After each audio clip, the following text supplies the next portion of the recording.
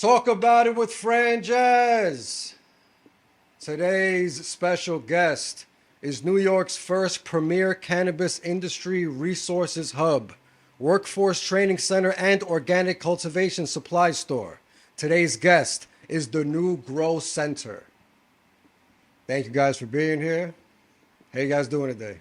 Doing well. Thank you for being here. Thank you. Absolutely. Thank you for having us. Actually, yeah, thank you for having me. We're at the actual New Grow Center located in New Rochelle. So definitely thank you for having me. You felt very comfortable. You thought it was your place. Yeah, too comfortable. Too comfortable. Must be the mic and everything. Thank you, man, for having us and giving us an opportunity to speak about the work that we do and more importantly, being able to hopefully showcase and give more education around the cannabis industry in New York State and how our communities could better, be a part of this, and especially those that have been impacted by the war on drugs. That obviously have lost out on these opportunities. But it's again, thank you again for having us, and I look forward to the conversation. Absolutely. Likewise. Thank you for having me. Let's start off with introducing yourselves, who you are and who you are to the business. Hágale, pa. I'm David Elliott, one of the founders of the business. I've been involved in cannabis for a long time in what they call the legacy market or the medical market as it used to be when it became legal. In Oregon, I have businesses in Uruguay, in Brazil, multiple states multiple states here in the United States. Different industries. I'm a businessman, entrepreneur slash cannabis aficionado, if you want to call it. To the business, I'm sort of like I'm the grumpy guy of the business, but also the one that brings most of the knowledge when it comes down to cannabis. We have a great group here. Obviously, we'll get more into it, I guess, in the future about what everybody does in the business and how we use the information, how we organize the information. Obviously, it takes more than one person to be able to do everything, and it's six of us. So, yeah, I'll leave it there for now. Nice. So I like to be a storyteller. I talk a lot more. So for me, again, Alejandro Alvarez, one of the co-founders of the New Grow Center. David and I know each other for probably over 25 years now. We started here in Rochelle. It's a blessing to be back in Rochelle to be able to do this work. And to his point, we are definitely from the legacy side. We've done a lot of things and taken a lot of risks to be here today, and I think I would say we were blessed to be able to be having this conversation with you, right? Not a lot of people can say that the risks that they've taken, in a sense, can lead them to this level of opportunity, right? David and I have been in, again, to this point, in the legacy market. We've done, everything from hustling on the streets to doing cultivation out in the West Coast. Cut that shit out. They can't get us anymore. It's over 10 years. I know that. I've done my research. Give me goosebumps for a second. I was like, yo. We're over 10 years. They can't get us anymore. So we're good. Statutes of limitations. Yeah, they can't get us no more, brother. That's a blessing. And this is real. You see, this is real fear. You see, this is not even like I'm paranoid over it. We didn't even do anything. And I'm telling you, we're good. And I speak comfortably because of statutes of limitation, right?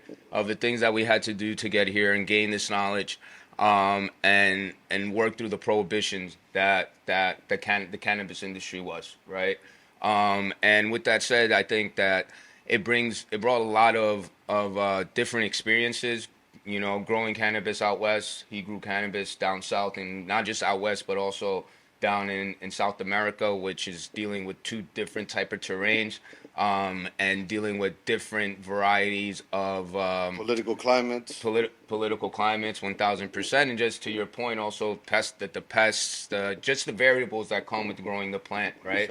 And for him and for us, for me, I spent a lot of time, about 2 to 3 years, close to 3 years. I didn't get the whole 3 years to work out west in growing cannabis, and in to that point, as you said, man, you get goosebumps.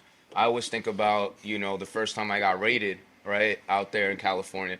right? Even though I had the right permits, I had all the right things, I still had the situation where you had the police hanging off the helicopters, right? I honestly thought it was my next door neighbor doing some things that he was supposed to, and ended up being the law enforcement. So, I share this story with you, and the stories of this is that because that's what got us here, right? And because of that, we created the New Growth Center to be able again to educate people from the experiences we had, whether good or bad, risky or not, and all the lessons we've learned. We're looking to be able to transfer that information to again the people that we're working with, and hopefully again they're able to create a sustainable cultivation or a sustainable cannabis business. When was that and you got raided in college? Oof, shoot, that was about 7 years ago. So what were the laws then? Because I know federally is different than city and Yeah, state, so right? I got rated because at the time, and I'm sure you know this, it's like they really didn't touch outdoor grows, but if you had a greenhouse, they tended to show up because you could grow a lot more, and it was I don't know, it was just, and it just seemed the way when I got rated, they left half of my grow operation still going, and my other half, which was outdoors, they left that. I had 99 girls outside, and I had like 75 in the greenhouse, and they cut down my 75. And that's the point, right? With a medical card at that time, back to 2015, 16, you could have up to 100 plants. For if you had enough medical cards, that was your cap. When you have a greenhouse, it can't count from the top how many Yeah. plants you have, how many runs are you doing. So they show up, but the police is always involved. Not to cut you off, but in No, Uruguay, you're the not, my same thing. brother. We were licensed number 14 in the country to do business there, and we got raided by the DEA for no reason. They just showed up. They've never seen anything like that, and that's just the police department and the government itself not having enough information and education to know what's going on. I got to my site and I have all of my workers, with hands behind their back and against one of the containers or the Connex box. Funny story about that where he asked me to provide samples of the cannabis I had because I told him I had two different strains. He was like, "Oh yeah, give me sample. I need two strains." I went to a plant, I cut up a bud out of the plant, walked down 2 aisles, and I cut another one. And I told him it was different plants. It was the same strain, and that just tells you the lack of education and just knowledge all around. I would add just a funny story about lack of education. And then on the reverse, on myself, was after I got rated the first time. You put a lot of work into these girls in the plants. We call them girls, right? The plants that we're growing. And it was heartbreaking to see them all cut at the stem in my greenhouse, right? I had them all on trellises. They were all just it was heartbreaking. I had a situation where about maybe 3 weeks later, it looked like the same helicopters showing up to another site because I was running two sites, and I thought it again was the authority, and I knew I had all the right paperwork, and I'm at this time I was like I'm giving them, wasn't probably the best idea, but I'm giving them the finger and saying, yo, fuck that, I'm not going anywhere, come down and have this conversation. That's to his point, the educating and speaking to the authorities. But what they were telling me was that behind my farm there was a big forest fire. So it wasn't the authorities actually telling me to get out. It was the rangers that were actually trying to turn off the fires, telling me that I got to get the hell out because I might die, right? Yeah. But again, it's to even how we started this conversation. We get so, the stigma, and then you get so paranoid, right? When you were involved in this space, that even a situation like that where it wasn't even the authorities, they were actually trying to protect us because there was a forest fire, that you're willing even to stay on your farm to protect the work that you're doing, right? And again, that's for us. I think that's one of the things that we bring to this table in the work that we do, is that we remember how it all started for us, right? And it's like working on the farm, going through what we go through, waking up at 3 in the morning, 4 in the morning. It's not an easy job, man. Anybody that wants to cultivate has to have a certain level of determination and grit to do this type of work, because it's not an easy one. There's so many variables that come into it, and that's why, again, we started this business together as friends, and now, as business partners as well, alongside with our other co-founders, to be able to bring, again, this information and this education to the people that want to be in this space and really want to cultivate healthy plants, organic plants, and things that are actually medicinal to themselves, and or artisanal, right? Because this is, you could live on both sides of this. It's an artistic space to be in as well, because I'm sure David will talk about the different strains and the different things that he's crossbreed and how he processes things. There's an artistic component, creative component to doing this type of work. Also, too, another thing. I mean, we went so far sideways on what we were talking about. But talking about the New Growth Center and what we do. With all that being said, we're here to bridge the gap. Between the community, also on law enforcement, any type of enforcement, the government itself. I think that's what best describes us, is that we're here to be that bridge and be able to educate and try to homogenize everything a little bit. So the laws today, do they still allow the federal government to bother you? The federal government can bother you. I mean, yes, of course, a Schedule 1 drug. Apparently, it's been put up for descheduling to a Schedule 3, which gives the drug a medicinal value. And we've talked about this a lot amongst some of the business partners, because this is going to make a little bit of a ripple effect amongst the whole industry. Once you deschedule a drug from 1 to 3, so it goes from no medicinal value to a drug that has medicinal value. Now the production of this drug needs to be done at a pharmaceutical level. So all these cultivation sites that have been operating on the rec market, I'm pretty sure cannot pass on NSA or SGS, CGMP certifications, because they're a rec farm and they're not growing it as a medicine. It's just another product. So it's going to be a tough one. I think even the selling is going to be a problem. We're at a point where general admission for licenses, we're open for people to apply, and I think after that happens, I don't know if they're going to open the market to everybody, but amongst it's going to be a federal thing once they put it out that this needs to be sold in pharmacies or pharmaceutical grade product. Then even the distillations, the extraction processes, all the standard operation procedures are going to have to be looked at with a microscope, and all the fees and fines that are going to come with that, right? So, yeah, the government is still messing around, and they'll always mess around. They want they cut, understandably so. You want to play the game, you got to pay. But it's being set up for the big guys to take over, obviously, right? Absolutely. I just want to add to it, to give a little bit also more context to your question. There's different levels to the point that you're asking, right? If we're still being federally prosecuted in a sense, or the prosecution of this space is still alive, and can we be prosecuted, federally? Yeah, yes, we can. For example, if we get caught moving from New Jersey to New York and we're bringing go to a dispensary in New Jersey, even though it's still legal here in New York, if us crossing the George Washington Bridge, potentially we could get in trouble. You need a medical card, is the only way. But federally is illegal too. Yeah, I think what's important to add to this is not the limitations on authority in the sense of the law enforcement, but also the limitations that comes on this, again, still being federally illegal, on banking, our ability to do marketing, our the compliance that we have to go through, right? It's a hindrance on us being able to do business. It's been an example for us. We had situation where and he could talk further more, where on 420 the system shut down on us.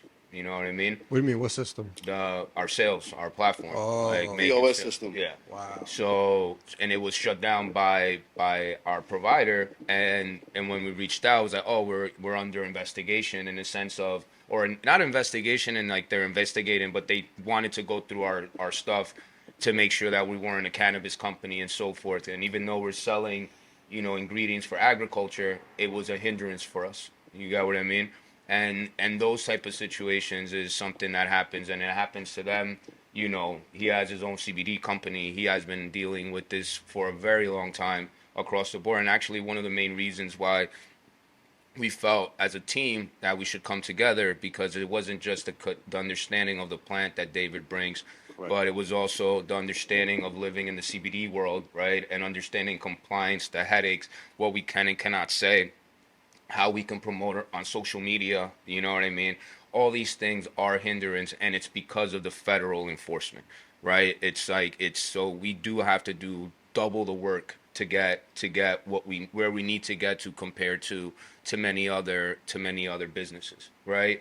And with that said, I think this is a very much a in parallel to the prohibition of liquor, right? When liquor became legal again, we're in that space right now again where smaller companies are trying to become breweries. They're trying to become, we're trying to, grow in this space. But to David's point, the way these things are set up, big money is the way the system is set up. Big money is meant to win, right? And that's something again for the New Growth Center that we're looking to bridge, right? We want to be able to at least bring this information to the community as soon as possible, teach them about the opportunities, teach them about the licenses, create an ecosystem here locally, and hopefully allow those people that usually are last in line to take advantage of these opportunities can do so, right? And again, and even if big pharma takes over or big companies take over, I mean,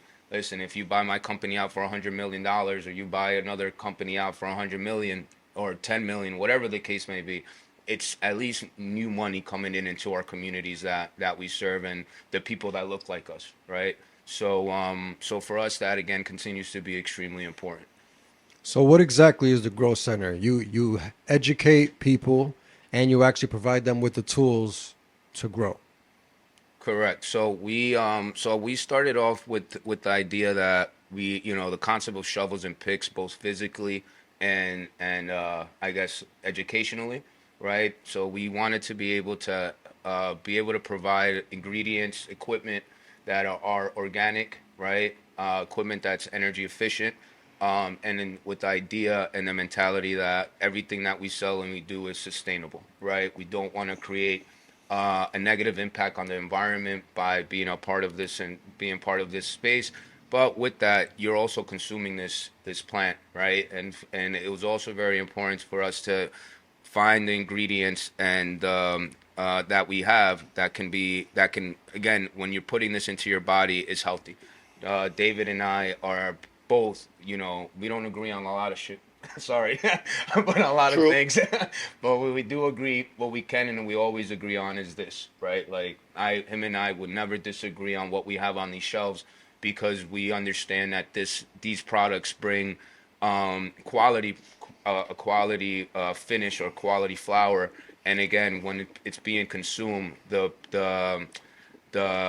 person that's taking that in knows that it's something healthy. They don't have anything bad getting put into their bodies. And on the educational side, we understood that many people, just the way we had to learn, right? We could come into a store like this and we have no idea how to use these products. So we wanted to be able to then also give people the opportunity to learn how to be able to cultivate, how to process, how to be bud tenders, and again bridge that gap in the community as this industry was growing in a way that was, no pun intended, organic, right? But at the same time in a way that is sustainable and efficient. Because again, we do look at our approach in the work that we do as a triple bottom line, right? It's not just profits, it's the community and it's also our environment, right? So those are three things that we always keep in mind, our trifecta, and as we do work. And lastly, our consultations, right? So we do provide consulting opportunities, as after people do, come through, use our products. If they want to get education, they could get educated on how to use it, or potentially find a workforce opportunity and become a bud tender or something of that nature. And then with that, if they want to take it a step deeper, then we do consultation And for all this that I'm speaking, David is pretty much the backbone to all that, right? So David does, I wanted to talk about this actually exactly because you were yeah, talking about the products. Vital Garden Supply, it's a brand, a company who makes their own inputs, and it's something that I've been using for a decade, and we do great work with them. These products were already certified organic in Oregon, in Washington, and California, and once we brought them here, I think we got 30 different products that we got certified organic through NOFA, the Northeast Organics Association. Oh, yeah, yeah, right? North Farmers Association. There we go. My bad. so No, many acronyms. There's so many acronyms to remember, man. For so real. yeah, all certified organic, and again, like Alejandro said, we care about what we put in our body. Sometimes, but this is most importantly. So yeah, this is for food or cannabis. We're cannabis centric, but I bet you never tried a tomato until you've grown with these. Yeah. Like the taste, how pungent they are. For example, the Vital Veg. It's vegetable. It's a brew of vegetable. That's how you get all your nutrients from. The fish, the Vital Fish is a fish product. It actually has fish in it. And the Vital Flour powder is fish bone. So your bone meal. So they use all organic and natural ingredients for the nutrients, and it shows. I mean, they have the track record of I don't know how many cups. I'm not going to sit here and say how many numbers I don't know, but I know there are many in on the organic realm. And then I know one of our partners that's here. We're growing his first time growing at his home using this product. Today's what? May what? 29th, 30th. 30th. They're planting 7 feet tall. Wow. It's May 30th. So the sauce works. For sure. Absolutely. So everything you guys offer and teach, is it for indoor growth and outdoor growth? Yeah, correct. Nice. Yeah, so our goal is to, that's why we mentioned, we have those three processes, right? For selling of the products, the education, the consultation. We, as far as on the environment of grow, we do everything from doing indoor grow. We help people set those up. We can help set people up with their greenhouses, and also set up with their indoor grows. And with that said, there's also a level of understanding that needs to be that needs to be taken into consideration, in which is the space, right? So there's going to be places. To your question of indoor grows, for example, we are looking to work with a lot of the urban communities where they have minimal spaces to be able to create minimalist type of grow processes, right? Where people can come in, they could create, and hopefully we'll be able to showcase some of the tents that we have and what we have available to show that. Way to go.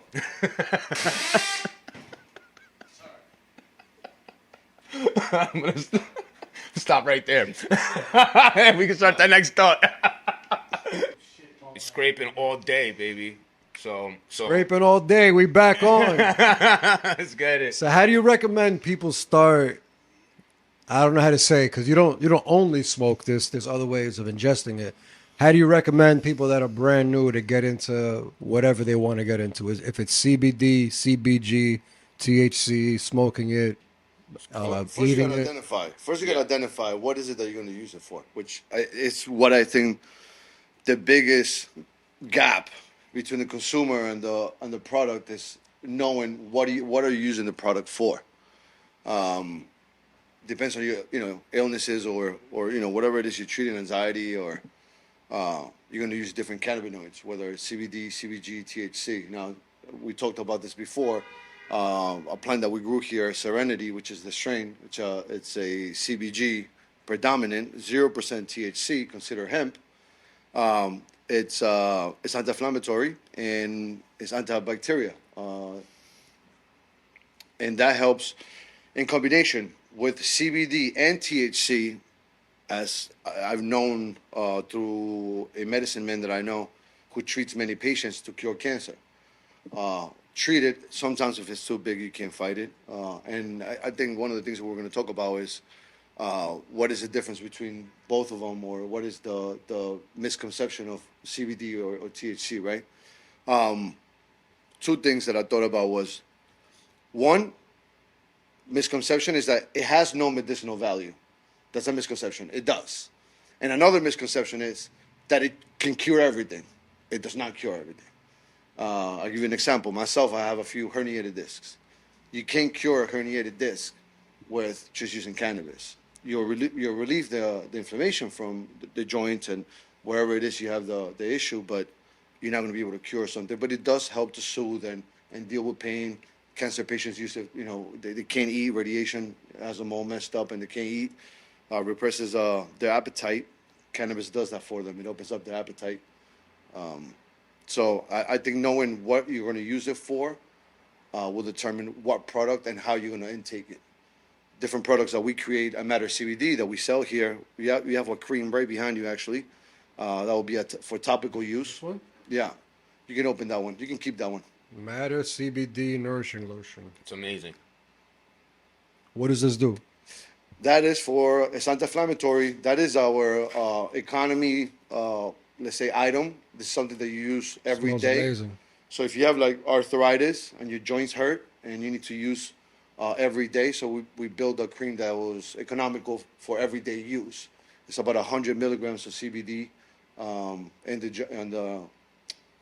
in the glass, and then we have another one that's 200 more potent. So again, knowing what you're treating will determine what products are you going to be using. Something that you don't see a lot, but you might see capsules, right, for injection, or what do you call this? The suppositories. What's that? Suppositories are like things that you put up the rectum. Some of them are made with coconut oil, cacao, different organic inputs to be able to create this suppositories for people with colon cancer or prostate cancer. You need to be able to get to the area quickly with the cannabinoids. And when you ingest a product, when you eat, let's say, a gummy, you only get to keep about 5%, 10% of that. You actually don't get those 10 full milligrams. You don't process that. You pee it out. So something that gets to your system quickly would be, through keeping it in your gums. So a tincture, keep it in your gums. Don't swallow it. It'll seep right through. Or to a rectum. So again, knowing what you're treating will determine what kind of product you're going to be using. And I think to David's point, it's important to understand why what you're taking in based on what your I guess let's use the word situation is, right? If you're doing recreationally, yeah, obviously you go smoke, you do the gummies, you're looking for the euphoria, you're looking for the high. If you're looking and using this for medicinal purposes, there are different ways for you to consume that to have the highest impact, right? So to David's point, if you're consuming edibles, for example, right, you're going through your first intestine. By the time it gets through the first intestine and gets to the second intestine, if you have something that you're trying to get to your colon and to your prostate, right, it's not going to make it there because it's already going to be broken down by the time it gets through that whole digestive system, right? And reason, again, we're speaking about this because, again, we do as business owners of and being in this industry in cannabis, we do see cannabis as medicine, right? As we teach our classes, we speak about the endocannabinoid system that exists within our bodies, right? We don't only have just an immune system, but we also have an endocannabinoid system in our bodies, right? Our immune system helps us fight viruses and fights diseases and things of that nature and try to exterminate them, like literally exterminate them. Whereas you have an endocannabinoid system that goes to these places that the immune system already worked on, right? And then repairs them. So what it is that the endocannabinoid system is constantly going to spots in your bodies that is stressed out or in need of repair and creating new healthy blood cells to allow you to continue to exist, right? And when people say that cannabis can cure something, that is not that it cures anything. It actually just filtrates you, right? Like it cleanses you in a sense. So when you're taking in these type of Rick Simpson oil, for example, which is one of the strains that Strains, no, it's a Rick not Simpson strains, oil. sorry, It's a it's process. And it's an old school process for calling crude oil. But yeah, go ahead. No, and I Rick Simpson oil has Yes, please. also Thank you. chlorophyll. It's the whole plant. You don't take out the chlorophyll or anything out of the plant. So it's imperative you grow organic with no pesticides and stuff like that. But it's super potent. super potent. And go ahead. What was No, so please add to this. I want you to jump in, brother. And again, it's the impact that this particular process to this point, you see, and this is why we're business partners. As you can tell, as you know, I have certain understandings of certain things, but he's a specialist in the work that we do. But there is certain mechanisms and ways to use cannabis, right, that can make you healthier. I'll use an example in a story where I was sent to Colombia because my grandma was on her deathbed, right? And I ended up bringing Rick Simpson oil to my grandma. Okay, she had Alzheimer's. She had really bad dementia, Alzheimer's, and the drugs they were giving her was really what was killing her. It wasn't the Alzheimer's or the dementia. It was all the anti, psychosis. I forget. Sorry, I don't know the medical terms, but all the drugs that she needed to take to keep her neurosis in check, pretty much, right? And I introduced her to Rick Simpson oil, right? Thinking that it was our last bet, and she got back out of bed, right? She started walking again. She started remembering. She started becoming mi abuelita. She was that person that woke up at 4 in the morning. She started cooking again, like she wanted to be la abuelita again, and she gave us about like another I would say maybe like 8 years more, right, from that, and she lived a very healthy life, right, and an enriched life, and that's the point of what we're trying to speak about here. That this plant, it's something. The plant is not just about the high, but the actual molecular structure of it exists within our own bodies, right? And we have the exact receptors needed in order to receive the medicine and what this plant can potentially give to us, because we again naturally produce endocannabinoids in our own body to keep us healthy. But when we intake organic cannabis, it increases that intake. But with something that David is doing now, right? That he's using what's the plant that you're growing now that allows us to cleanse our system and helps us receive the cannabinoids in a better way? You mean with the CBG plants and Yes, stuff? sir. Yep. Yeah, but that's because we're doing a cannabinoid like layering of cannabinoids. So it's Mhm. like awareness, anti-inflammatory, and then you can get a head high. But I want to touch back on some things that he said, which is how we perceive the plant, its medicine, right? I grew 20,000 kilos in Uruguay. Yep.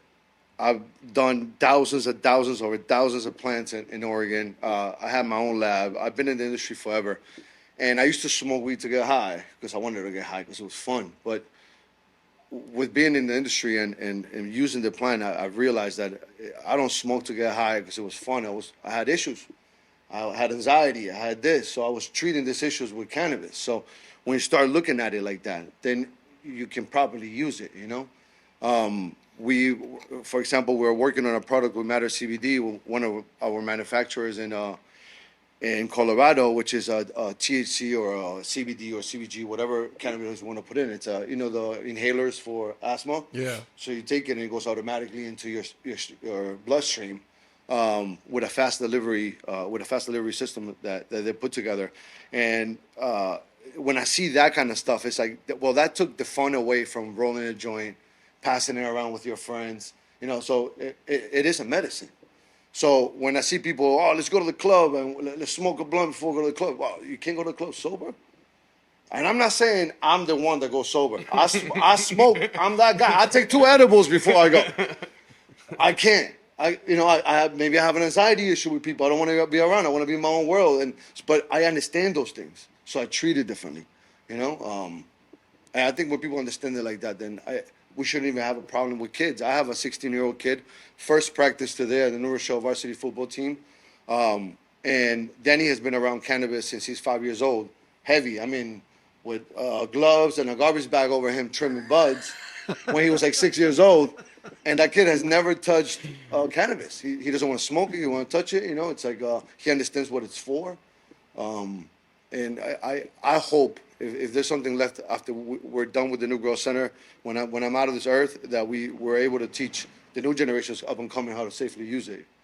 I would say though, bro, but also tell the story around, and I will too, even on my end. It's not, and I like that you brought this up, bro. It's not just the new generation, but the old generation, bro. Like our parents came around, right? Like My yeah. mother threw away I don't know how many joints that I had rolled one time, and then my dad now is the biggest pothead. Yes, Dad, you're the biggest pothead. That dude can smoke now, and Yeah. he likes it, but it helps him out, you know. But those older generations, it was accepted on a Friday night to drink a bottle of whiskey and get trashed, and then then that would liver cancer and all those different shit, and that was acceptable. And now they're coming around. My dad doesn't drink anymore. Since he started smoking weed, stopped drinking. My dad does not drink alcohol. He doesn't eat sugars. He doesn't eat bread. He's holistic. Dude, Yeah. this, when you're in Oregon in the woods, you meet a lot of interesting people. That's a good word. And Very interesting for sure. and dude, Eccentric is probably the word. this magic man showed up in the woods and said, "She will reveal yourself to you." So I don't know if you noticed, but when you smoke weed, even the first times, it's like you feel like you're out of your body, like you can see yourself from up here. Yeah. And you have a second voice and stuff like that. I use cannabis a lot for thinking. Like I like to think. I like to put myself in a different perspective and think and think and think and think. Usually the worst angle I try to look at, but cannabis can help you see your life. Cannabis can help you realize certain things because it's psychotic. So it helps you exercise your brain. You definitely did mushrooms, right? I own a mushroom company. I could tell, man. I'm the first person's licensed to own a mushroom company. I didn't want to bring that up today. Los like, don't tell these motherfuckers. I'm like, yeah, we're a vertically New York, your license? Oregon. Okay, We're the okay, first okay. I in heard all of about the United that, States. There's no other state that's mushrooms are legal. We're the first company to have a vertically integrated production, service, and facilitation. My Amazing. business partner Andreas who I met in cannabis. Well, I met him in jiu-jitsu, but then he had the biggest distillery for THC at the time, and yeah, definitely mushrooms is it's huge for me. Yeah, I love definitely. mushrooms. So what do you think if you were to compare mushrooms and weed? Weed is just like dipping your toe in, right? Yeah, you got to get ready for a realm. Like you're gonna change realms. Weed is like you're just rubbing your soul. You're just rubbing it, right? I would say this, right? So mushrooms to me is like when you take mushrooms, like I like to do it like every 8 months, 10 months. I like to do a big dose, like a macro dose instead of a micro. And I recommend everybody to do a macro dose, not a micro, because if you don't understand what it can How do to many? you, How many milligrams? for a macro, 5 grams is good. 5 grams. Yeah, that's good. Macro is good. Then you can do 8. I've done 8. Yeah, that's what I was about to say. You're going to need a facilitator with you when you take 8. Like somebody's gonna have to be around you. It's intense, but if you don't understand what it can do to you and what it can do for you, Yeah. then microdosing is it's like taking an opioid. It's just like I'm soothing something, but I don't understand it. Like I don't know how it works. So if I do a high dose of mushrooms, to me it's like I call it cleaning the attic. It's like my brain gets like all the boxes in the right place, everything's TD up. It's like I understand everything now. I know what I gotta do. I clean my fucking closet out, and now I can just go back to doing what I have to do, and I move knowing where I have to go. We call it resetting the system like a computer, right? Like Yeah. when you empty your cookies, you empty everything, and you clean your hard drive, right? It's usually when my wife wanted to look at the Jesus. Let's not talk about that. They're not they're not that type of podcast. Let's Cheers. let's stay to the mushrooms. But with that said, I think David, David and I, again, have connected on various levels, right? And because of the experiences we have, many of our team members as well have a certain respect, not necessarily affinity to it, but a level of respect of what these things can do for you.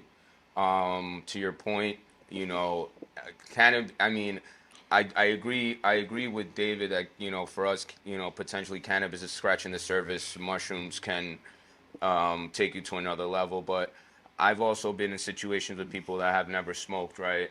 And they'll smoke, and it they'll have a similar reaction without the hallucinations, right? So, what I mean by that is that cannabis and mushrooms, what it does to you both is it peels you like an onion. To his point of where clearing up your operating system, right? It makes you face yourself a lot of times, right? Or not, well, all the time. Like there's no Escaping either. there's no way to run away from yourself, right? And that's why people, I think, have fear of the consumption, the feeling, even through cannabis, right? Like people say, "Oh, I feel paranoid." It's not, you're feeling paranoid for sure, but just think about what you're thinking about, right? Like what's going through your mind that's making you paranoid, right? What is worrying you to get you to that point? And also, and it needs to be spoken, it's also where we are with the industry, right? Because these processes that we went through, right? Like smoking and going through this process and feeling that way, you do that through smoking an organic product. Now, if you're gonna get any product that using salt base and you're smoking a strain that it's 300% THC and they grew it for crystal count, so the plant looks like super frosty. So there are ways to generically make the plant grow more crystals, but not necessarily more cannabinoids or more terpenes. That's why a lot of these flowers have no smell and no taste, but they get you super high.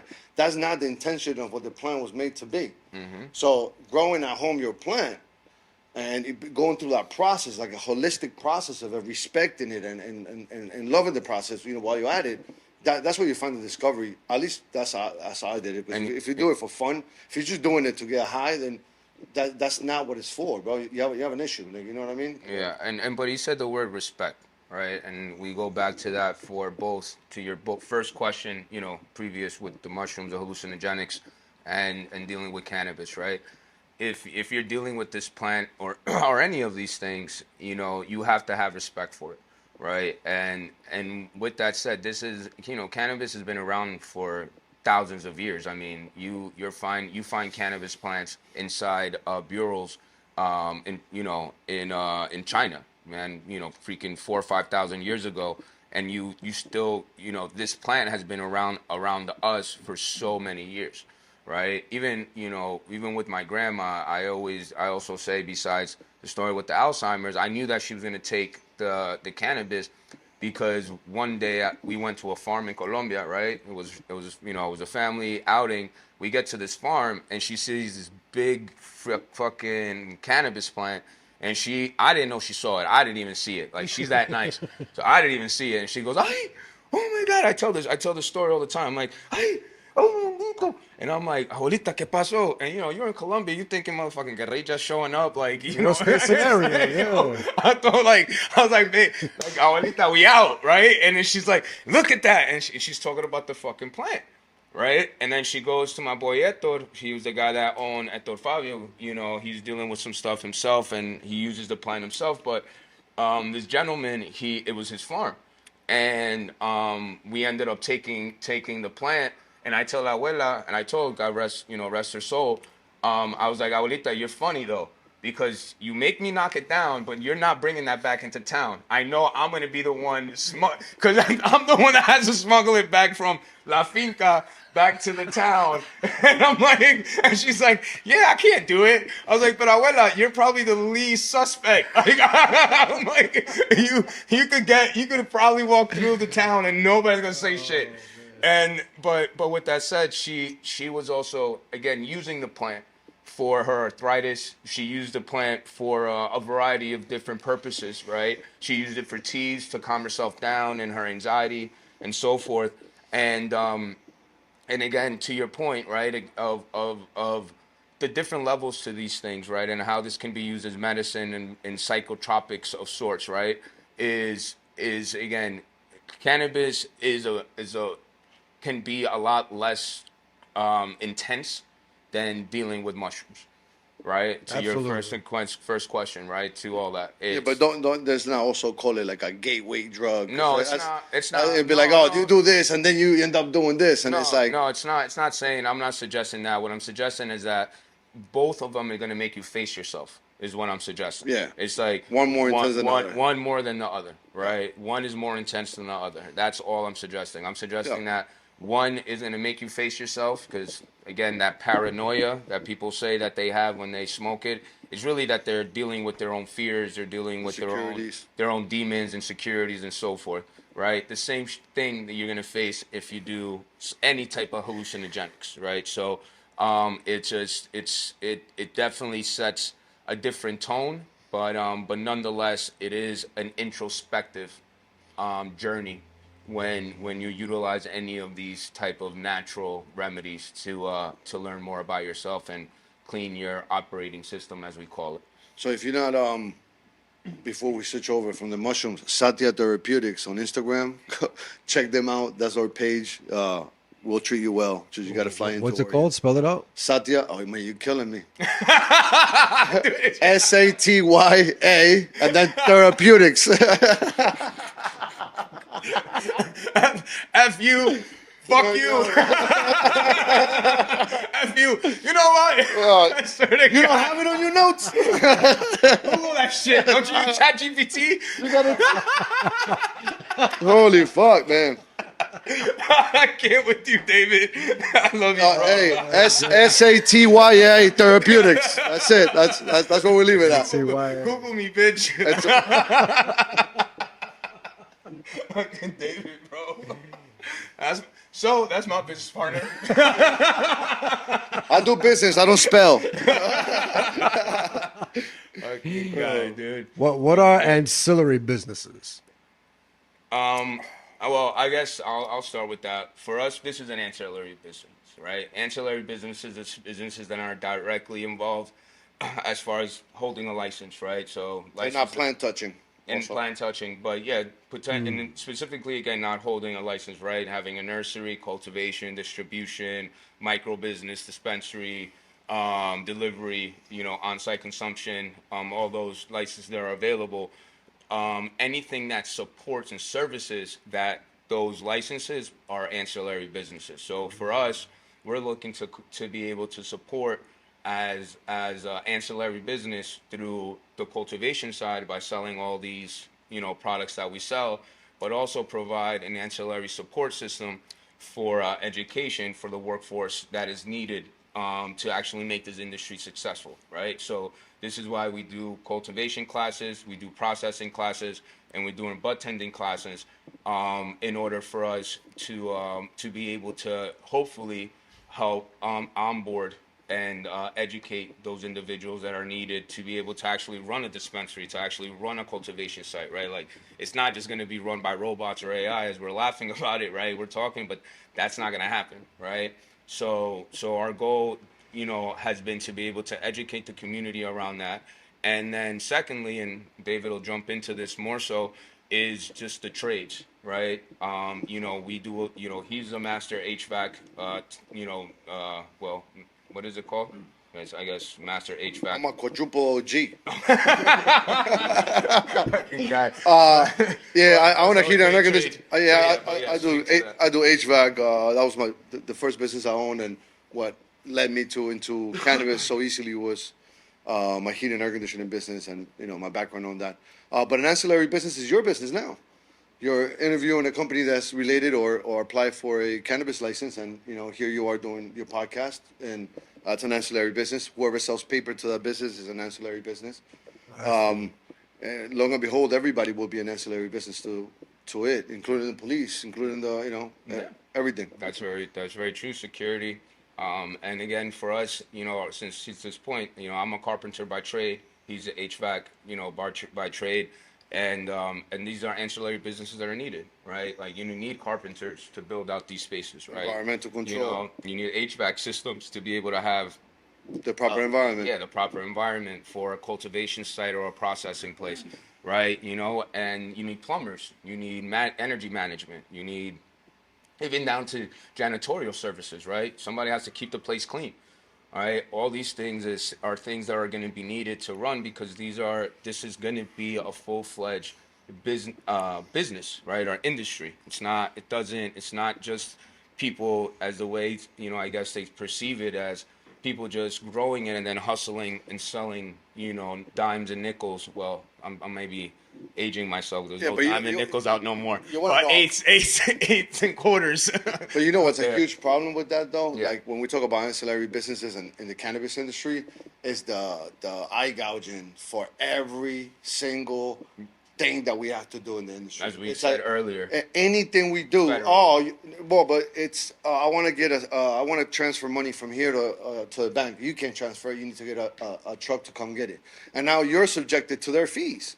What? Right. You have to use the bank won't take your cash because it needs to have the whole record of And even if it does, the custody, chain of custody needs to be Yeah. proven. So, Wow. but that's one thing, right? So, but if I get a roofer to come check the roof, so, oh, what do you guys do? That's why I don't tell nobody what I do anymore, bro. That's why I'm like, I got in the camera and I'm like, I don't want to tell nobody. The roofer's But the watching me. camera's in a hat. The roofer's watching me.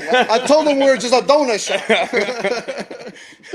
You tell them the roof, we got, it was like 60 grand. And it's like, so I talked to the building owner and the owner, 24,000. It's like, but it's everybody. Oh, cannabis. Yeah, let's rape them. Yep.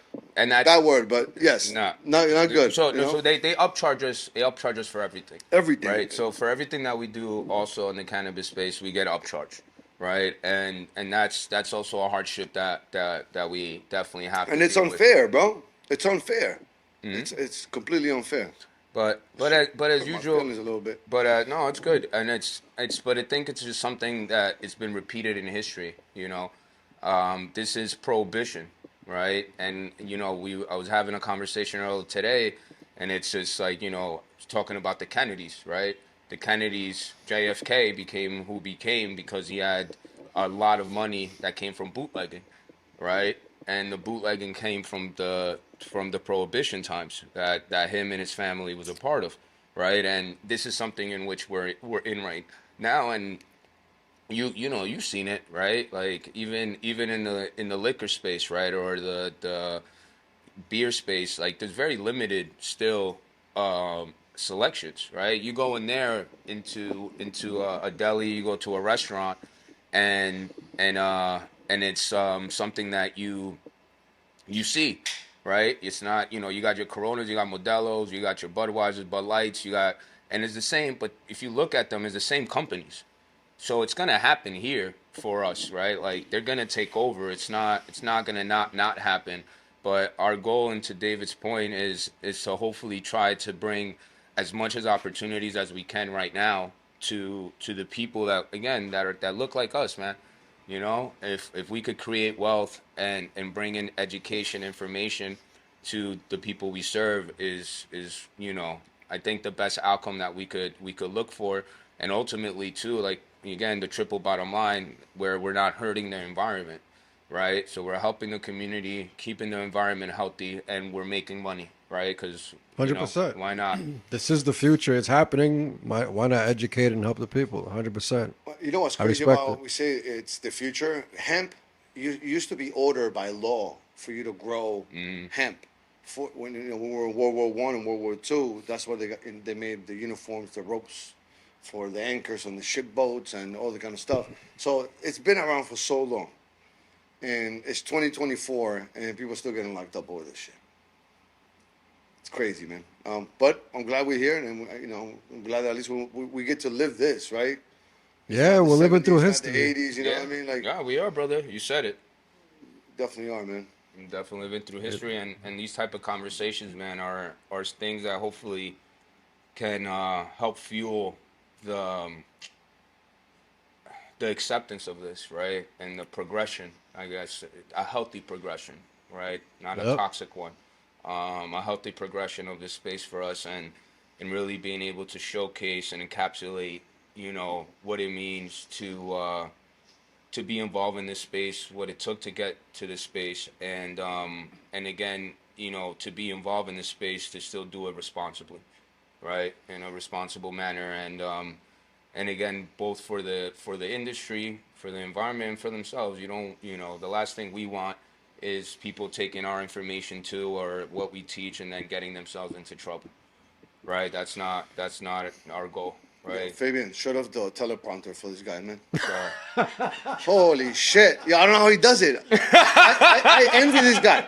I don't know how he does it. It's incredible. It's incredible. Shut up the Yo, this guy's incredible. We're business Yo, partners, baby. dude, I love this guy, bro. We're business partner, brother. I'm over here trying to spell therapeutic. Therapeutic. Man. Hey, listen, brother. We do good together, man. Hell yeah. We definitely. And It's this definitely a brother. How'd you guys meet? through my cousin actually. In the high school we were. He's a little bit older. Yeah. Don't be deceived. Yeah. I'm not this hip. He's a little bit older than me, but Motherfucker literally just called me. I know, fuck. On a podcast, you son of a bitch. no, so I'm like 16 years old, 15 years old. Yeah. His cousin Jonathan and I played soccer for a long time, and yeah, it's always been a good relationship. It's always been fun. Yeah. Actually, it was too fun. That's where, it was. It really was. It was too fun. We partied a lot together. No, come on, Sash. No, we're not going to talk about Hey, this. he's trying to act like he's serious over here. Like, you look at him, he's like, oh, I look like Jesus Christ and shit. I'm like, no, you don't. You know how long it worked? 20 years to work this look. I'm like, get the fuck out of here. I'm going to tell the truth, transparency. I smoked some weed. Remember what I said? A lot of mushrooms. It peels me like an onion. Yeah, we did a lot of that. Tell the truth. But with that, yeah, long time ago, and Well, him, I've known Fabian for a long time too. They're cousins. yeah, I know Fabian. I didn't even know they were cousins. we actually grew up around the corner here, yeah. I know the other business partner, Dwayne, too. I've known him since I'm 19 years old. I'm 36. Dan is my brother-in-law, the most pro-efficient guy you ever meet. And then Los is Fabian's cousin, too. So it's like a family friend kind of thing. It just, I don't think that you can find a group where everybody's so good at what they do, and then they come together and we still have this brotherhood, friendship, relationship, which helps to not, murder somebody at the end of the day. Whether it's me or him or whoever it is, all right? Vice versa. It's not easy. Experience. Yeah, it's dude. I told him, and I told him, shout out to my ex-wife. I'm married to this dude now. I married him like in 4 different businesses. I got licenses. I got all sorts of shit. I got more money at risk with him than her. I'm like, go home. Get out of here.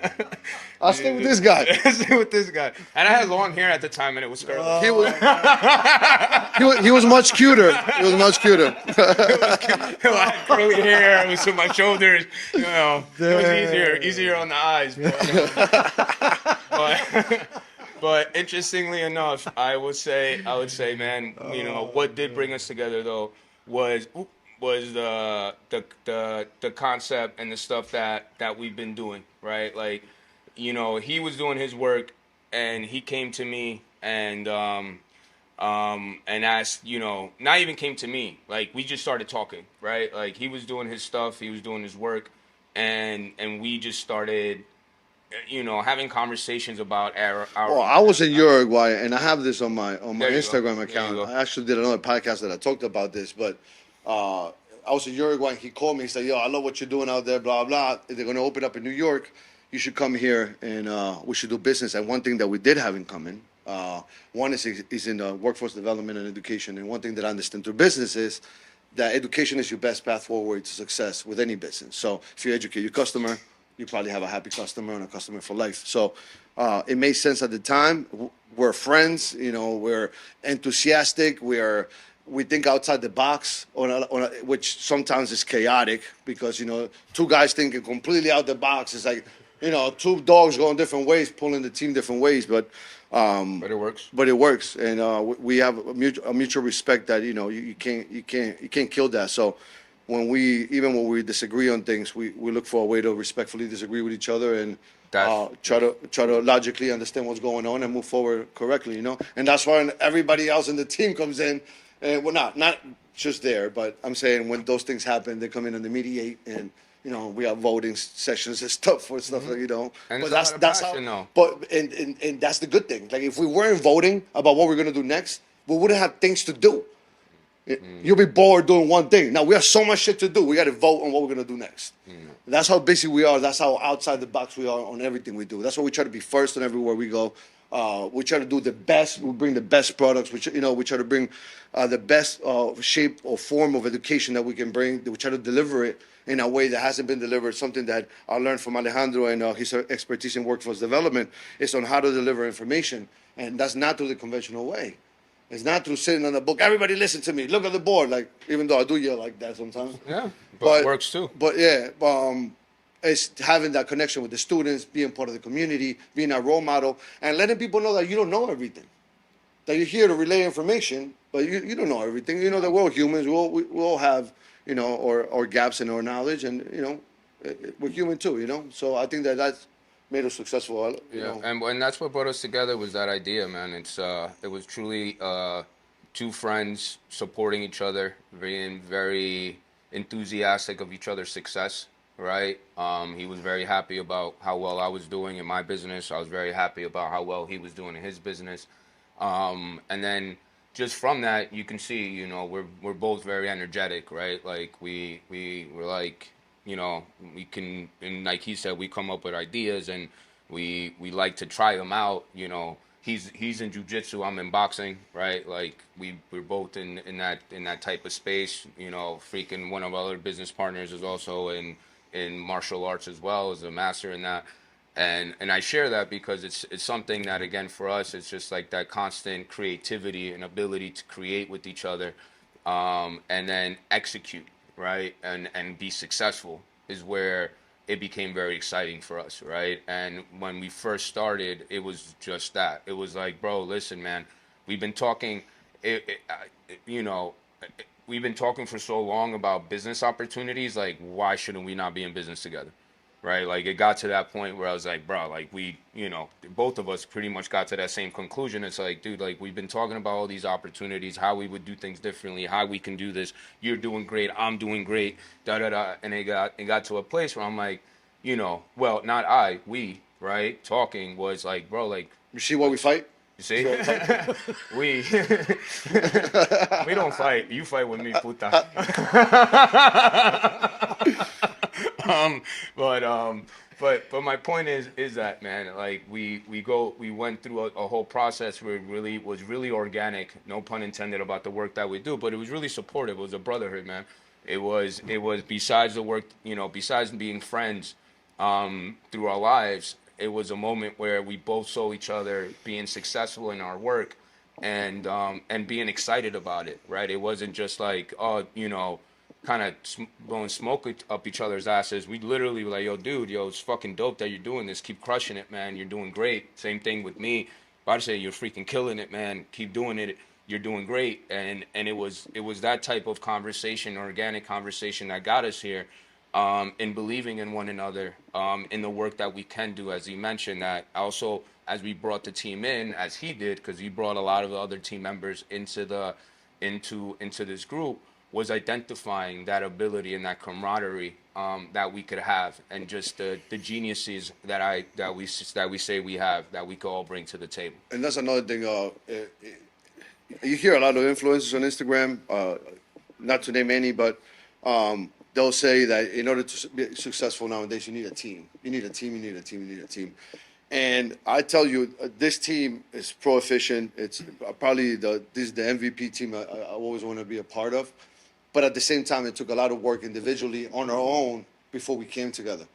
And for anybody listening that's trying to put a team together, please do not put the guy you smoke weed with in the corner in your team to do business, because you're not going to make it. You're just going to sit and smoke weed all day. You got to get the guy who's over there, doing their thing. And you have to have some sort of fear towards that person of letting them down, So you have to that kind of respect, like, oh man, I don't want to let these people down. So that kind of respect, you have to have that. So, and that comes with years of experience doing business too. But on top of everything, if you want to be successful in this industry, you need a team. Alone, you ain't gonna make it. I see a lot of people. I saw it on the West Coast, and then you quickly realize how things work, and then I come here and I see a lot of people that are like, oh, I can do this, I can do that, oh, I can do this, I can do that, ChatGPT this. by the time you're done doing all of that, you haven't even started. He's talking about me. That's how we got 4 more. That's why we got 4 more. Every time Alejandro says, yo, let's do this, I'm like, yo, guys, Alejandro's talking. Listen, we got shit to do. He's going to talk all day. He's going to talk all day. I got a teleprompter. I'm pretty good. I'm not bad. You see, this is why this guy keeps me around, man. It's not for no reason. So what is a certificate of analysis? COA. That's certificate of analysis is a certificate that shows you the different things and components of the plant. So there are different tests that are ran through the plant for compliance. And you want potency, so how much cannabinoids, whether it's CBD, CBG, THC, Delta 8, Delta 9, whatever cannabinoid you're working with, it'll give you the potencies of each cannabinoid. Then you have a heavy metals test to test if there's any lingering heavy metals like nickel or mercury, whatever it is that it could have been in the soil or they were feeding it. And then lastly, but not least, will be pesticides. Those are your main 3. There are other tests like for mold that, New York it was huge here because of the outdoor grows. I think like 99% of the product that was grown outdoor ended up having mold. It's a normal thing that happens. I was just recently at a processing facility and they had to remediate all the flour that they're selling. Not the best flour to come out of that, but anyway, a COA or certificate of analysis for whatever it is that you're testing. Now, we spoke about this many times in our different training sessions. A COA is a customer's right, basically. When a customer goes into a dispensary, you should ask for a COA. It's usually a QR code where they scan it and it pops up. It has different landing pages where it shows you all the different tests, heavy metals, pesticides, potency, mold tests, whatever mold it is they're testing, because there are different types of molds. But that should be available to the customer. And that's something the customer doesn't know. The customer doesn't know that they can show it to a dispensary or somewhere where they sell it. And I want to know where's the nutrient fact? Where's that the nutritional facts? The nutritional facts of the thing. No, it's 10% THC grown organic in New York. It says, and it has a weed leaf, and that's compliance. I know the paperwork is in the back, and you don't get to see it, but you have access to those things. You can request to see the COAs before you purchase. Now, if they don't produce it, leave. Get out of there. That's what a COA is. And to his point, it's literally just like when you look at the back of your Advil, right? Your Advils, Tylenols, even a Bistek, that safety data. It's pretty much a safety data sheet of sorts, right? For your own safety, right? It gives you all the information that you need to understand how the product's going to impact your body.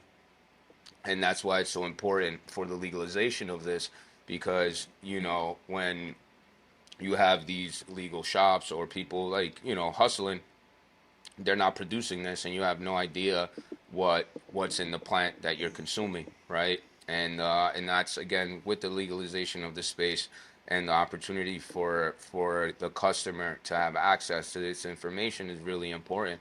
And I'm sure these things are also going to be taken a step further, because we all have a different endocannabinoid system, right? We each have different receptors.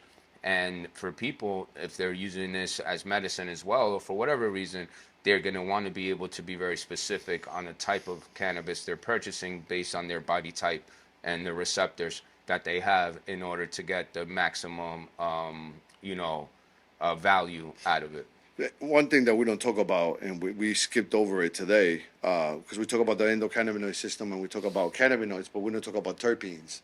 And terpenes is, what smells. So, when it rains, those are terpenes. When you peel an orange, when you fart, Hey now.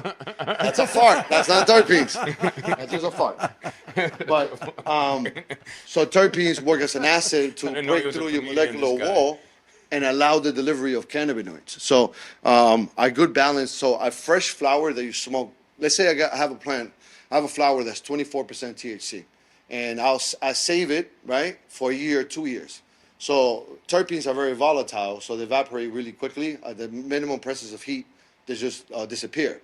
So if I smoke that flower that's 24% THC compared to a flower that's 12% THC, but it's fresh, with all the terpenes, I will get much higher with the 12% than I will with the 24. Just because of the terpenes. The terpenes also, it's like hops. Beer. You can get drunk of the smell of beer. It's like the vapor coming off of it. That's basically what something like So that. only the fresh buds would have that because Well, it depends. No, you can They you can escape. save it. They escape if at a certain temperature. It also it's strain specific and oil specific, but also when they dry out, right? they do dry out too. But it won't escape if you dry them out correctly. So keeping a low temperature and not moving them and leave you burp them and blah blah and you do the process, but you keep them at a low temperature, no light. You should be able to preserve the terpenes. Freezing them is the best way of doing it. Really? Right. So, and then that will lead into the other process. One of the classes that we got coming up. When is the last one? We got the 15th, the 22nd, and where's 29th. The 29th is our manufacturing class here at the store, and we'll be talking about bubble hash and then how to turn bubble hash into a live rosin product. So those live rosin products, in order to do the bubble hash and to do the press, we freeze the flower to preserve it for as long as we need to preserve it, because we're not going to smoke it right away. So freezing your flower is a good idea if you're going to go through that process, right? Do you have to defrost it or you can just crush it and go? No, it goes right into water and ice. We'll put that right into water and ice. Yo, they gotta pay us for this stuff. It's a free class, damn it. You have to give a little away for free. Right. So, matter of fact, shout out to CWI for putting this together with us. The 15th, the 22nd, and the 29th. Hey, listen. Yes. I gotta get my points from my Yeah, boy. there you He go. gets mad at me. If we don't get paid on stuff, he be like, yo. I had to pull out the teleprompter real quick.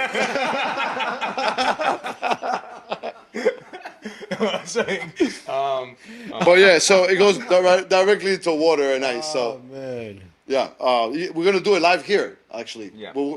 we have flower. You want to show? Ah, man. Can we, and also that way. Yeah, let's keep talking. No, he wants to show you some stuff. You want to pause? Yeah, if you want to, just pause. I gotta use the bathroom. Oh, yeah.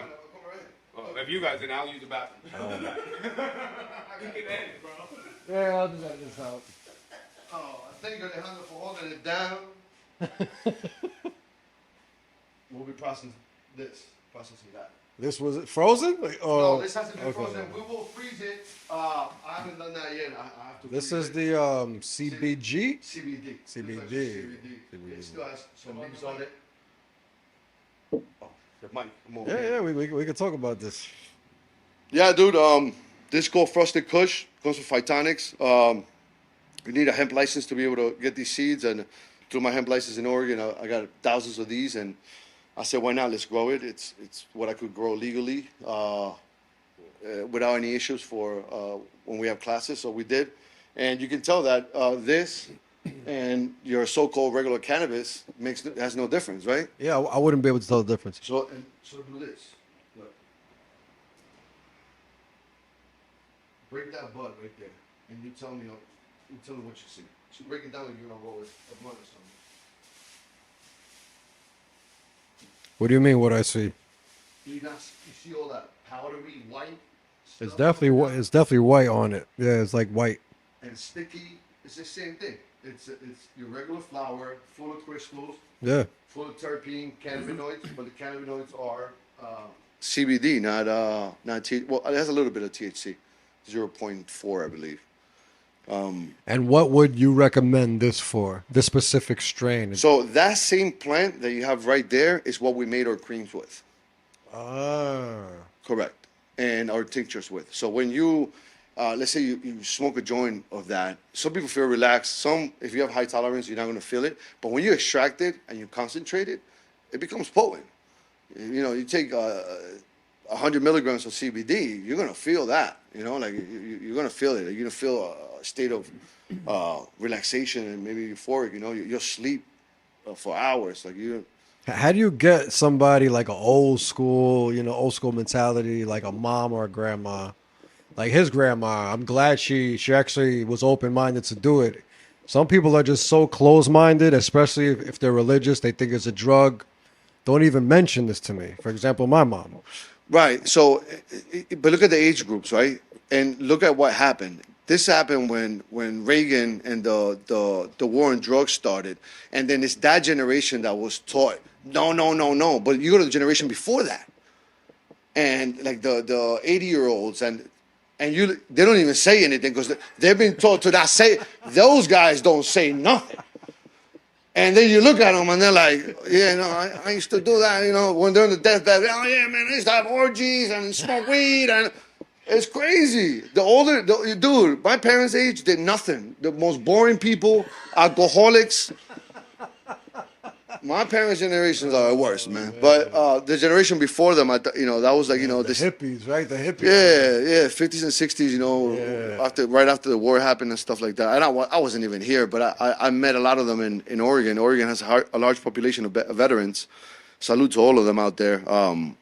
And man, the stories you hear, and I think it's generational. So in order to get them out of that, again, I had to open up 5 companies before my father smoked weed with me. So, you got some work to do, bro. So it made him a believer after years of this happening. Yeah, he would never do it. And then he, like I said before, now he quit drinking and, he only smokes weed and he's like a holistic kind of man. And He quit drinking after he started smoking, right? correct. Yeah. Yeah, it's a healthier option. Yeah, especially after you have a few beers and then you smoke. You're like, yo, I'm never drinking again. When you crossfade like that. But like he found that that's a better way to pass the time. At the end of the day, we drink also because of anxiety. We drink depression. We try to numb ourselves. We do the same thing with weed. We do the same thing with any other drug that we To take. distract ourselves, to numb ourselves, From the to not reality face we live in. reality. 100%. So, and that's what the drug that was available for that generation. 100%. It It was legal. It was legal, so Exactly. Why not? They had just made it legal. Yeah. So much money available for it Yep. to be made. It's what they push. They're still pushing it. Alejandro made a great point. When it comes down to marketing, you go to a restaurant and you got Modelo, Corona, Budweiser. You have all the drinks, Patron. Everything is there right in front of you. Kills you. no problem. No problem. But cannabis, we can't have a weed leaf from the window. Nah. We have isolated spaces for on-site consumption. They say, bro, I get fucked up with three Hennessy's and 2 whiskeys. Why can't I get fucked up with a dessert? Yeah. While I'm sitting here, I'm gonna laugh. What am I gonna do? I'm just gonna laugh the whole time. It's just too new. That's what it is. It's Right, just so new. but then they're required to get a license for that. Now I get it. You need a license to serve alcohol too, but you shouldn't. And maybe I'm getting ahead of myself, but you can only have an on-site. It's not like a restaurant can get an on-site consumption license, and they're gonna just sell edibles. Maybe not yet. That's what I'm saying. Maybe I'm getting ahead of myself. Hopefully, we'll get to a time in which you don't have to go to a place that's only for on-site consumption, when you could just walk into a restaurant and be like, no, I don't want a Corona, but I want OG Kush, Crush, blah, blah, blah, blah, with my key lime pie.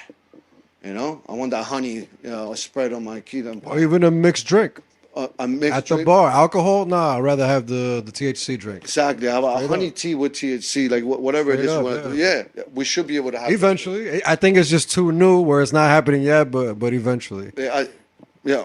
Speaking of psychedelics, have you done anything else besides mushrooms? Mom. DMT How'd you smoke it? on a pipe. Okay. Smoked on a pipe. Powder form. After we had smoked a lot of weed, and man, it was the longest trip and the shortest at the same time. You felt like it was long, but it was really less than 20 minutes. 15 minutes, maybe. was 15 but I was there for minutes. like 6 months. Yeah, right? Like, it was crazy. Explain what you saw. Did you speak to any entities or anything? Dude, I was married. And I had like this whole life going on, and I don't know, bro. It's like mushrooms, boy. When I take mushrooms too, the experiences that I go through, and I want to explain what they were, but something don't let me talk. Like, I know exactly what happened, and I know exactly what I want to say, but it just won't let me like tell you. And it's like you have to experience it for yourself. Is it that you can't explain it in English? No. I mean, or Spanish. You can't explain it in words. It's a spiritual feeling, right? Oh, I wasn't gonna take offense to my No, accent. no. No, yeah, It's that words can't explain the feeling because it's a spiritual feeling. I could explain what the things I saw, but it won't. I'm like not allowed to say these things. Like it's like almost like it sounds crazy. I know it sounds crazy, but it's such a personal journey. You have to go through it. Like it sounds crazy if I told you a story. You'll be like, "This motherfucker's crazy." He was married for 6 months and 15 minutes. See how crazy that sounds? That's why I'm not gonna tell you. I understand, though. I understand. Yeah. I understand. Yeah. If you want to share, I understand. Yeah. Nah, I'm good. Right there. I don't even know what I walked back into, bro. Psychedelics. I walked away for like 5 seconds, bro. And I walked back. You want to talk? I walked back to Mama Good Night. I ain't saying shit. The fuck? Where did We played it off like it was a Where do- conversation, but it was you. It was you. Where do we go, bro? Oh man, I wanted to ask about the name. How did you guys? Before you answer, how did you guys come up with the name? But it might just be me. Does the new grow have to do with neuro? Yes, of course. The gentleman behind the scenes that you don't see actually came up with the Nice. I thought I was just making things up. new roll, new grow, baby. All right, I like it. Good idea. Yeah, yeah. Good shit. We threw out a whole bunch of ideas. It was the New Grow Academy. That's the original name. And for bureaucracy bullshit, we couldn't have the name. And it ended up being. I didn't agree with the New Grow Center in the beginning, but I didn't agree with a lot of things. now I love it. It's like, I fucking love this thing. But yeah, the word on play was great, and I think Dan did a great job and his team to create the brand, create the logo, create the whole entity as it is. So collectively, there was a few misunderstandings also, with the wording around. So we had to change a few things. So. Trust me, we don't want to talk about that here either. I wasn't gonna bring it up, so I'm not. I'm gonna leave it there. So we're nearing the end of the podcast. Can you guys please let the people know where they can find you? If you have any last advice you'd like to give the people and anything you have coming up. Yeah, definitely. First and foremost, man. Floor is yours. The floor is yours. I'm not gonna let this motherfucker body me.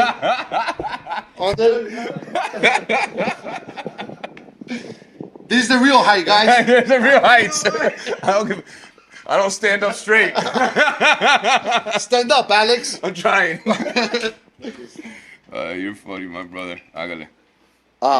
But this is the kind of brotherhood you see. You see, we are business owners, and at the same time, we're like brothers, brothers that fight and love each other, just like any other ones.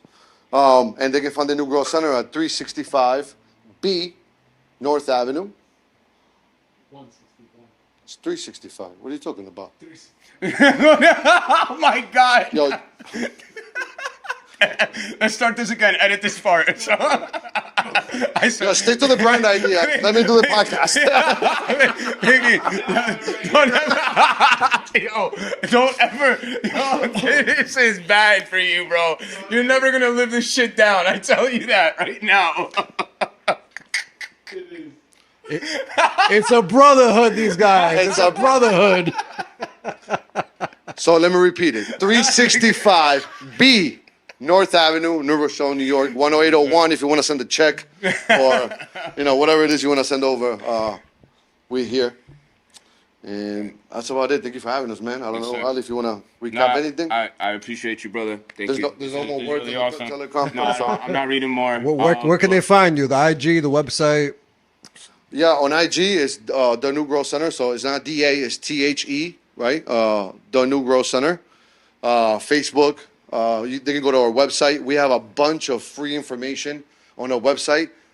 You can go to our calendar and find, when our next class is coming up. We're doing a whole bunch we have 3 classes coming up. Like I mentioned before, with CWI, they're powerhouse classes.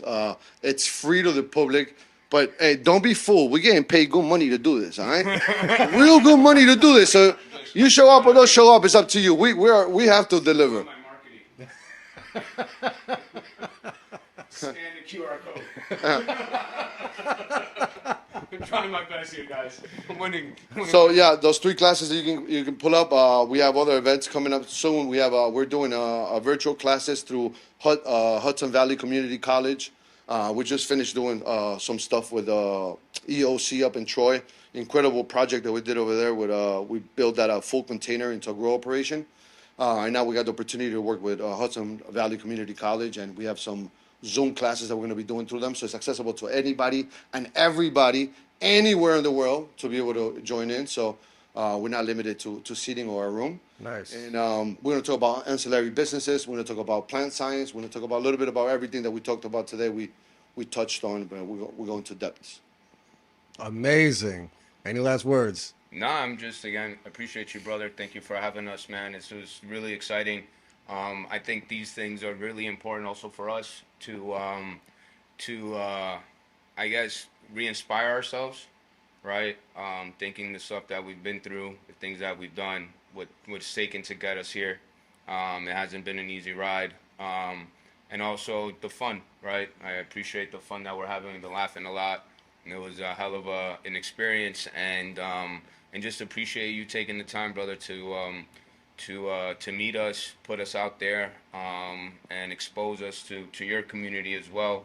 I really appreciate that, man, and I hope that this podcast also brings you more audience, and is also something that your audience finds of value. And if there's anything else that you need from us, and any other potential conversations you would like to have around this, or whatever it is, you can see, man, we have a good time here.